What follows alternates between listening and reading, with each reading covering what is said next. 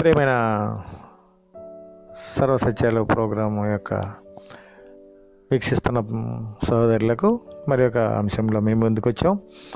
అలాగనే మరి మనం ఇప్పుడు అపవిత్రాత్మలు, దెయ్యాలు, భూతాలు మనుషుల్ని ఎలా ఏడిపిస్తున్నాయి, ఏం చేస్తున్నాయి, ఇవి కళల రూపంలో ఏ రకంగా మనుషుల్ని హీనస్థితికి తీసుకెళ్తున్నాయి, అలాగనే వీళ్ళు వెళ్ళాల్సిన ఉనికి పట్టు ఏదైతే స్వర్గం ఉందో అక్కడికి వెళ్లకుండా ఎన్ని అడ్డుకుంటున్నాయి అనేది మనం చూసుకున్నాం ఇప్పటివరకు. ఇక నుంచి ఇప్పుడు ఏదైతే మనకి నాసా కానీ సైంటిస్టులు కానీ ప్రయత్నం చేస్తున్నారో మరి వాటి గురించి కొంచెం తెలుసుకుందాం. ఇక్కడ ఒక రాజు తన రాజ్యార్క పాలనలో మొట్టమొదటి నుంచే అతను సింహాసనం ఎక్కిన మొదటి రోజు నుంచే అతను మరి ఈ యొక్క వీటి కొరకు ఈ విద్య నేర్చుకొని అలాగనే అనేకమైన సందర్భాల్లో అతను మరి ఆకాశ నక్షత్రాలను పిలిచి ఈ యొక్క ఆకాశ సమూహాలని పిలిచి మరి వాటికి బలిపీఠాలు కట్టించి అలాగనే వాటిని పూజించి ఆరాధించి మరి వాటితో పని తీసుకున్న ఒక రాజుని చూద్దాం మనం. దయచేసి మనం ఇంతకుముందు కూడా మాట్లాడుకున్నాం దీని గురించి. ఆ రాజు యొక్క స్థితి చూద్దాం. చూడండి, జీవ గ్రంథంలో, దేవుడిచ్చిన పరిశుద్ధ గ్రంథంలో మరి ఆయన మాన్యుల్లో ఇవన్నీ పొందుపరిచించాడు కనుక చూద్దాం, దయచేసి గమనించండి. ఓకే, 2 రాజులు 21వ అధ్యాయం 3వ వచనం చూద్దాం, దయచేసి చూడండి. బయలుదేవతకు బలిపీఠములు కట్టించి ఇజ్రాయేల్ రాజైన అహాబ్ చేసినట్లు దేవతా స్తంభములను చేయించి, చూడండి గమనించండి, నక్షత్రాలు అంటే ఏంటో ఇంతకుముందు మనం చెప్పుకున్నాం.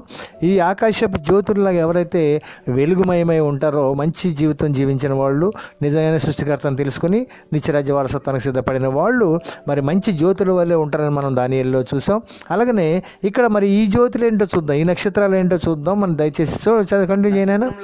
నక్షత్రములకు మొక్కి, చూడండి, నక్షత్రాలకు మొక్కి వాటిని పూజ చేస్తూ ఉన్నాడట. ఈ నక్షత్రాలు ఏంటి అంటే మరి ఇప్పుడు మన సైంటిస్టులు కానీ, చాలా మరి అమెరికాలో ఉన్న నాసా సంస్థ కానీ మరి ఈ గ్రహాంతరవాసులు, ఏలియన్స్ కొరకు అనేకమైన రీసెర్చ్ కేంద్రాల్లో మరి ప్రతి దేశం వీటి కొరకు గమనిస్తూ ఉంది, వాటిని ఇది చేస్తుంది. చాలామంది అంటున్నారు వీటి గురించి మనకేమీ నష్టం లేదు కదా, లాస్ లేదు కదా అని ఇచ్చేసి దాని గురించి పట్టించుకోవద్దని కొంతమంది, అలాగనే ఇవి ఉన్నాయి వేరే గ్రహాల్లో ఉన్నాయని కొంతమంది, కొన్ని వందల వేల సంఖ్యలో మరి గ్రహాలు ఉన్నాయి కనుక ఆ గ్రహం మీద కూడా జీవరాశి, జీవకోటి ఉన్నది అని మరి కొంతమంది చెప్తూ ఉన్నారు. మరి నిజమైన వాస్తవాల పరిస్థితులు ఏంటంటే మనం గమనించినట్లయితే మరి ఆకాశ సమూహాల నక్షత్రాలను పిలిచి వాటిని పూజ చేసి, చూడండి ఇంకేం చేస్తున్నాడు ఆయన రాజు.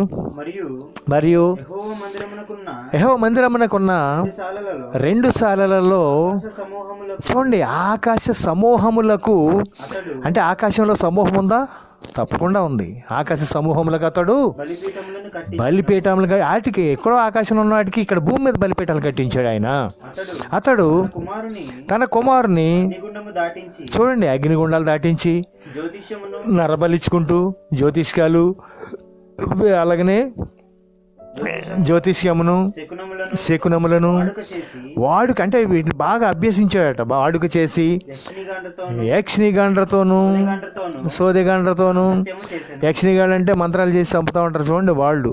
వాళ్ళకి ఏం కత్తిపోట్లు అక్కర్లే, తుపాకులు అక్కర్లే, ఏమక్కర్లే, మాట ద్వారానే మరి వాళ్ళ ఆ స్థితికి తెచ్చేస్తామని చెప్పి మరి యక్షిని కానీ ఇంట్లో చాలా రకాల కార్యక్రమాలు, చేతబడి అని, చిల్లంక్రి అని, కట్టుమతనం, పెట్టుబడి, వశీకరణ, ఇవన్నీ చాలా రకాల విద్యలు ఉన్నాయి. వీటికి సపరేట్గా ఒక కాలేజీ కూడా ఉంది, దానికి బుక్స్ ఉన్నాయి. ఆ యొక్క స్థితి అంతా మరి అభ్యసించే వాళ్ళకే బాగా ఇది ఉంది. ఇవన్నీ మరి మేము అన్నీ చూసి చేసి కనుగొని వీటిలో కూడా అనుభవం సంపాదించుకొని మీ ముందుకు రావడం జరుగుతుంది. మరి ఈరోజు మనం చూసినట్లయితే మరి ఆకాశ నక్షత్రాల కొలిసే ఒక బ్యాచ్ కూడా ఉంది, ఇప్పుడు కూడా ఉంది. అలాగనే ఆకాశపు ఈ యొక్క ఏదైతే ఏలియన్స్ ఉన్నాయో వాటిని రప్పించి వాటికి ఆహారం పెట్టి మన పిల్లలను కూడా మరి నరబలిచ్చి ఈ యొక్క ఎక్కువ సందర్భాల్లో మనకి ఈ గుప్త నిధుల్లో కనబడుతూ ఉంటాయి. నీకు ఇవి కావాలంటే, లేకుంటే ఈ బంగారం కావాలంటే, ఈ దాచిపెట్టిన ఈ యొక్క భూగర్భంలో పాతిపెట్టిన ఇవి కావాలంటే, అప్పుడు బ్యాంకులు లేవు కనుక మరి భూగర్భం పాతిపెట్టారు, అక్కడ ఒక అపవిత్రాత్మలు తయారై, ఏలియన్స్ తయారై మరి ఇది నాకు ఇస్తే ఇది నీకు ఇస్తా, అలాగనే నీ పెద్ద కొడుకుని, లేకుంటే నీ కోడల్ని ఇది నాకు నరబలి అని చెప్పి అడిగి కూడా ఉండే బ్యాచ్లు చాలా ఉన్నాయి. దాన్ని చాలా జాగ్రత్తగా గమనించాలి. మానవ జీవితం చాలా విలువైంది, చాలా పవిత్రతతో కూడుకున్నది కనుక ఆ ప్రకారంగా మనం దైవ సందేశాన్ని తీసుకొని సత్యంలోకి వెళ్ళి సర్వసత్యాల్లో మరి మనం జీవన విధానాన్ని కొనసాగించుకొని ఈ జీవితకాలం ముగించుకొని ఎప్పుడు చావులేని ఆకలి దప్పులేని రాజ్యానికి సిద్ధపడాలని మరి ఎంతో ప్రయాసంతో మీకు మీ ముందు ఈ యొక్క ప్రోగ్రామ్స్ ఉంచుతున్నాం. ఈ యొక్క ప్రోగ్రామ్స్ విషయంలో చూడండి. ఇంకా మరి ఇలాగా పిలిచి చేసేవాళ్ళు ఇంకో బ్యాచ్ కూడా ఉన్నారు, మన మధ్యలోనే ఉన్నారు, మనతోనే ఉన్నారు. ఇవి మనకు చాలా సందర్భాల్లో కనబడుతూ ఉంటాయి. మనం చూసినట్లయితే మరి ఆ యొక్క ప్రార్థన మంది ఆరాధన క్రమాల్లో మరి అర్ధచంద్రాకారం అలాగే నక్షత్రాలు వాళ్ళు డైరెక్ట్గా వేసుకుంటారు. అంటే వాళ్ళు ఎవరికి పూజ చేస్తున్నట్టు, ఎవరిని ఆరాధిస్తున్నట్టు నక్షత్రాలను కూడా వాళ్ళు మరి ఆహ్వానిస్తూ నక్షత్రాలకు చెప్పుకుంటూ వాళ్ళకు వేద బాధలు. మరి దేవుడు ఆత్మస్వరూపి కనుక మరి ఆత్మతో ఆరాధించి చేసిన వాళ్ళు ఒక బ్యాచ్ అయితే, మరి నక్షత్రాలకు కొలిసి ఏలియన్స్ని పిలిచి వాటికి ఆహారం పెట్టి నరబలిచ్చి అగ్నిగుండాలు దాటించి ఇవన్నీ వాటిని పోషిస్తున్న బ్యాచ్ ఇంకోటి కనబడుతుంది. అలాగే ఇంకో బ్యాచ్ కూడా ఉంటుంది మనకి. చూడండి, దయచేసి గమనించండి. మరి ఈ దినాల్లో కూడా అంటే మొదటి శతాబ్దంలో కూడా మరి దేవుని యొక్క బిడ్డలు, ఆయన ప్రవక్తలు కావచ్చు, ఆయన శిష్యులు కావచ్చు, ఆయన యాజకులు కావచ్చు, అలాగనే ఇప్పుడు మనం అనుకుంటున్న పాస్టర్లు కావచ్చు. ఈ పాస్టర్లో మరి ఇద్దరు బయలుదేరి వెళ్తుండగా ఒక ఇన్సిడెంట్ జరుగుతుంది. అది అపోస్తల కార్యాల్లో మనం చూస్తాం. ఈ ఆఖరు శిష్యుడైన మరి అనేక మంది కంటే కూడా ఎక్కువ పనిచేసిన పౌలు గారిని మనం చూస్తున్నాం. చూడండి, ఈయన మార్చబడిన తర్వాత మరి ఆకాశ శబ్దం విన్నాడు. ఈయన అది ఎవరిదో కూడా తెలుసు, ఆయన ఎవరో కూడా తెలుసు. వెంటనే మారు మనసు పొంది ఏదైతే క్రైస్తవులకి వ్యతిరేకంగా వాళ్ళని చంపేవాడో, కొట్టేవాడో, జైలు పాలు చేసేవాడో ఈయన మారి నిజమేంటో తెలుసుకున్న సందర్భం చూడండి. 19వ అధ్యాయంలో 15వ వచనం నుంచి మనం కొన్ని వచనాలు చూసుకుందాం. అందుకు ఆ దెయ్యం, చూడండి ఇక్కడ దెయ్యాలు వచ్చినాయి. దెయ్యాలు ఎవరు అనేది మనం గమనించాలి చాలా జాగ్రత్తగా. మనం ఇప్పుడు ఏలియన్స్లో ఉన్నాం.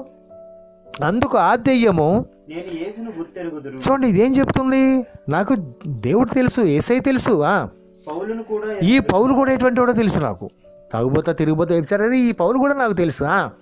కానీ మీరెవరో, అసలు వీళ్ళు ఎవరంటే ఒక మంచి దైవ సేవకుడు యొక్క కొడుకులు వీళ్ళు మరి వచ్చి మరి వాళ్ళు చేసినట్టే నిజమైన దేవుని యొక్క భక్తుల్లాగానే ప్రవర్తిస్తూ ఉన్నారు. మరి ఆ దెయ్యం ఏం చేస్తుందో చూడండి. వీళ్ళు దేనికి అన్నీ తెలుసు, ఈ గ్రహాంతరవాసులకు అన్నీ తెలుసు. చూడండి, ఇవన్నీ మనం గమనించినట్లయితే చాలా జాగ్రత్తగా చదవాలి. ఆ దెయ్యం పట్టినవాడు ఎగిరి, చూడండి వారి మీద పడి, ఎవరు పడేది, ఈ ఆకాశ నక్షత్రాలు ఏతున్నాయి అయ్యే వాళ్ళని పట్టుకొని ఎగిరి వాళ్ళ మీద పడి వారిలో ఇద్దరిని లొంగ తీసుకొని నిలిచాను. అందుచేత వారు ఏం చేశారు, బట్టలు లేకుండా బట్టలు తీసేసిందట. చూడండి, గ్రహాంతరవాసులు ఒక ఆయన అంటున్నాడు, మరి వీటితో మనకేం పని లేదు, అవి మనకేం లాస్ చేయట్లేదు కదా, ఇబ్బంది కలిగించట్లేదు కదా, వాటి గురించి మనకి ఎందుకండి అంటున్నాడు ఒక సైంటిస్టే.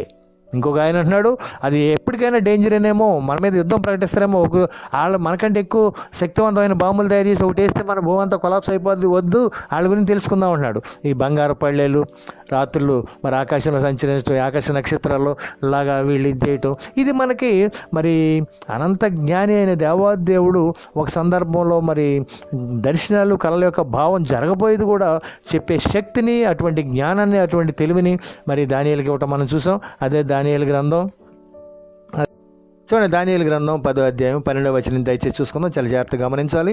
దేవుని యొక్క మాటలు ఎప్పుడు ధ్యానంలోనూ ఆయన యొక్క ఉపదేశాలు మనం జాగ్రత్తగా గమనిస్తూ ఉంటేనే కానీ అర్థం కాదు. చాలా జాగ్రత్తగా గమనించండి. ఇక్కడ అప్పుడు అతడు దానియేలు, ఇక్కడ దేవదూత వచ్చాడు, దానియేలు భయపడకు,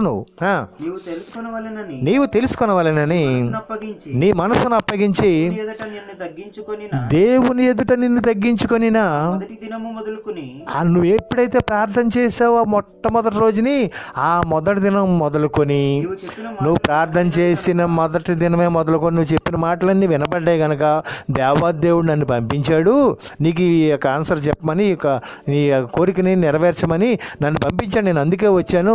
కానీ ఇక్కడ ఒకటి జరుగుతుంది, చూడండి చాలా జాగ్రత్తగా గమనించండి. చదవనైనా పార్షికుల రాజ్యాధిపతి, చూడండి ఒక రాజ్యాన్ని వీడు కబ్జా పెట్టి మరి ఆ పార్షిక రాజ్యాధిపతులందరినీ మరి ఏలియన్స్ ఆవరించి ఏ కార్యక్రమం చేస్తున్నాయి దయచేసి చూడండి.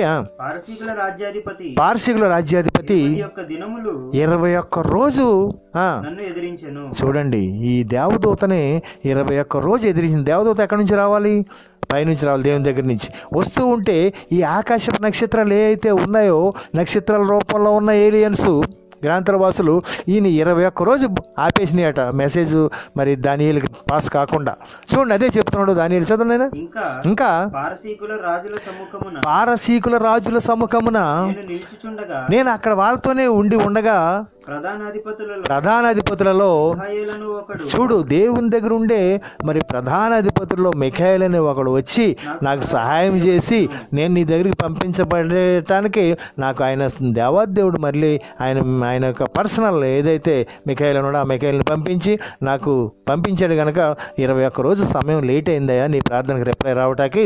ఇదిగో చూడు, ఇవన్నీ నన్ను అడ్డుకొని నన్ను ఇక్కడికి రాకుండా చేసినాయి అని చెప్పి మరి దేవాది దేవుని యొక్క దూత మిఖాయేలుతోనూ హెల్ప్ తీసుకొని వచ్చి దానియేలుకి చెప్పడం మనం దానియేలు గ్రంథంలో చూస్తున్నాం. ఇవి చాలా జాగ్రత్తగా గమనించినట్లయితే ఈ మధ్యలో అడ్డుకున్నది ఎవరు, మధ్యలో ఏమున్నాయి చూద్దాం, దయచేసి చూడండి. మధ్యలో అడ్డుకున్న ఏంటో చూద్దాం. చూడండి జరగబోయేది మరి ఆయన శిష్యుడు అయిన యోహాను గారికి చెప్పి రాయించిన గ్రంథంలో, రెవల్యూషన్ అంటాం మనం దాన్ని, ప్రకటన గ్రంథం. దయచేసి చూడండి ప్రకటన గ్రంథం చూడండి 9వ అధ్యాయం 1వ వచనం చూసుకుందాం, తర్వాత 7-8 వచనాలు కూడా చూసుకుందాం దయచేసి. 5వ దూత బూర ఊదినప్పుడు ఆకాశము నుండి భూమి మీద రాలిన ఒక నక్షత్రమును చూసాను. చూడండి ఇక్కడ ఆకాశం నుంచి ఒక నక్షత్రం రాలిందట. చూడండి చాలా జాగ్రత్తగా గమనించాలి, నక్షత్రం గురించి మనం ఇందాక మాట్లాడుకున్నాం. అలాగనే ఆకాశం నక్షత్రాలలో వెలుగొందుతారని, ఎలా బతుకున్నాడు ఎలా వెలుగొందుతారో చూసాం. అలాగనే ఈ ఆకాశపు నక్షత్రాలు ఏ రూపంలో ఉన్నాయో చూస్తున్నాం. చూడండి దయచేసి చదువునైనా.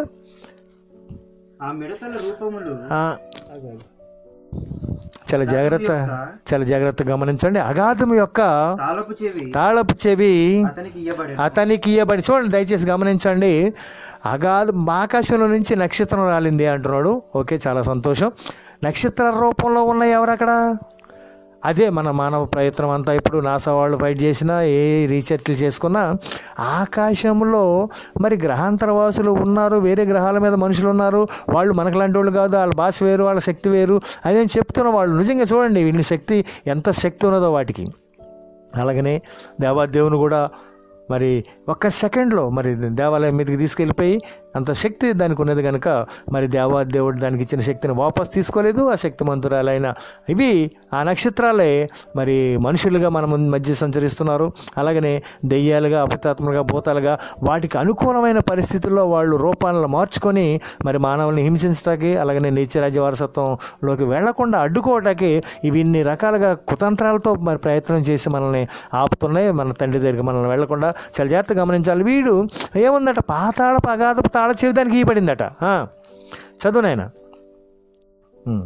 అయితే మరి మనం చాలా జాగ్రత్తగా గమనించాలి ఆకాశం నుంచి పడే నక్షత్రాలు ఏమిటో. అలాగనే మరి పారసీకుల రాజు యొక్క ఆ సైన్యం ఎలా అడ్డుకుందో మరి దేవదూతనే దానియేలుకు మరి సందేశం అందించటాకే మరి మిఖాయేలు హెల్ప్ చేయకపోతే అది లేదు. ఇవన్నీ స్టార్స్గా, నక్షత్రాల గ్రహాంతరవాసులుగా మనం వీటిని గుర్తిస్తున్నాం. అలాగనే వీటి గురించి ఏమీ తెలియట్లేదు అంటున్నాం. కానీ ఇక్కడ జీవ గ్రంథంలో సృష్టికి మాన్యువల్ అయిన గ్రంథంలో ఇవన్నీ పొందుపరిచి ఉంచాడు దేవాదేవుడు. వీటిని జాగ్రత్తగా గమనించినట్లయితే సమస్త సృష్టి ఇందులో ఇమిడ్చబడి ఉన్నది కనుక చాలా జాగ్రత్తగా ధ్యానంతో గమనించినట్లయితే మనకి ఇవన్నీ దొరుకుతాయి. అలాగనే ఇంకేం జరుగుతుందో చూడండి. 8-9 వచనాలు చూడండి. ఆ మిడత రూపములు యుద్ధమునకు సిద్ధపరచబడిన చూడండి మిడతల రూపంలో ఉన్నాయట పాతాళం అగాధంలో. అవి ఎలా ఉన్నాయట? మిడత అంటే మనకు జనరల్గా ఆలోచన వచ్చేది, మన మైండ్ సెట్ ఎలా ఉంటుందంటే మిడత అంటే పొలాలలో ఆ చీడ పురుగులాగా తినేసి పంటలను తినే మిడతలు అని అనుకుంటాం. కానీ అది కాదు, గుర్రంలాగా ఉందట. అది గుర్రం లాంటి మిడతలా, బంగారం వలె గమనించండి. బంగారం వలె మెరి కిరీటములు వంటి కిరీటములు వాటికి ఉండెను. వాటి ముఖములు చూడండి మనుషుల ముఖాలు అవి. బాడీ ఏమో గుర్రాలు, శిరసల వెంట్రుకలు వంటి చక్కని హెయిర్స్ ఉన్నాయి, వాటికి వెంట్రుకలు ఉన్నాయి, చక్కని జూలు.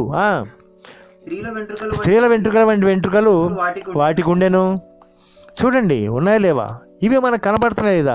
ఒక వర్గం వారు అంటే ఒక శాఖ వారు మరి గుర్రాలను కొలవటం మనం చూస్తున్నాం. ఆ గుర్రాలు మనకి అనేకమైన సందర్భాల్లో ప్రార్థనా మందిరాలు అనుకునే దగ్గర మనకు దర్శనమిస్తుంటాయి. గుర్రం ఉంటుంది, త్రికోణంలో ఒక జెండా ఉంటుంది, అలాగనే మరి తలకాయ ఏమో మనిషి తలకాయలా ఉంటుంది, చక్కని అందగత్తెలాగా, దానికి టోపీ పెట్టబడి ఉంటుంది, అది బంగారం కిరీటం. అలాగనే జూలు ఎంటికలు బాగా ఇది ఉంటాయి, కానీ దాని బాడీ ఏమో గుర్రంలాగా ఉంటుంది. ఈ గుర్రాన్ని మనం చూస్తున్నాం. దీని యొక్క పరిస్థితి ఏంటంటే మరి దాన్ని రూపాంతరం చెందుతుందని మనం అనుకున్నాం కనుక మరి ఆడదంటే ఆడదుగా రూపంలో వస్తుంది మగోళ్ళ దగ్గరికి, మగోళ్ళు అయితేనే ఆడోళ్ళు, ఆడోళ్ళు అయితే మగోళ్ళు రూపాన్ని మార్చుకొని ఈ గ్రహాంతరవాసులు మనుషుల మీద ఇలా దాడి చేస్తున్నారు. ఇది అర్థం కాక మనం సైంటిస్టులు అనేది మరి సైన్స్ ముందా సృష్టి ముందా మనం ఆలోచించినట్లయితే సృష్టిలో మానవుడు డెవలప్ అయ్యి ఎదిగి జ్ఞానాన్ని గ్రాడ్యువల్గా సంపాదించుకునే స్థితిలో ఎదిగాడు తప్ప మరి సైన్స్ ఏం ముందు కాదు. సృష్టి ఆరంభంలోనే సృష్టి నుంచే మానవుడు నేర్చుకుంటున్నాడు కనుక చాలా జాగ్రత్తగా గమనించాలి. సృష్టిలో ఇవన్నీ ఉన్నాయి, మనకంటే ముందే ఉన్నాయి. ఇవి గాలుడు అంటాం, దెయ్యాలు అంటాం, అపతత్తుల భూతాలు, ఇవన్నిటికీ అవే పేరు పెట్టి గ్రహాంతరవాసుల కోసం ఇంత రీసెర్చ్ చేసి ఇంత వ్యయం తగలేస్తూ ఉన్నారు డబ్బంతా. అలాగనే మరి ఇదే పేద ప్రజల కోసం ఆ దేశం కోసం ఖర్చు పెడితే ఎంతో బాగుంటుందని మా ఆశ, కోరిక. చూడండి, గమనించినట్లయితే చూడండి, ప్రకటన గ్రంథం 6వ అధ్యాయం 2వ వచనంలో దేవాదేవుడు ఇస్తున్న సందేశం వీటి గురించి మనం చూసాం. వీటిని మనకు కనబడుతుంటే ప్రార్థనా మందిరాల్లో చెప్పుకున్నాం. దయచేసి చదువునైనా.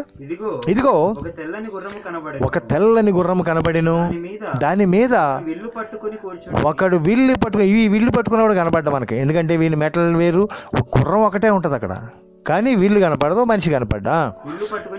విల్లు పట్టుకొని కూర్చొని ఉండేను. ఇది ఎవరికి కనపడుతుంది?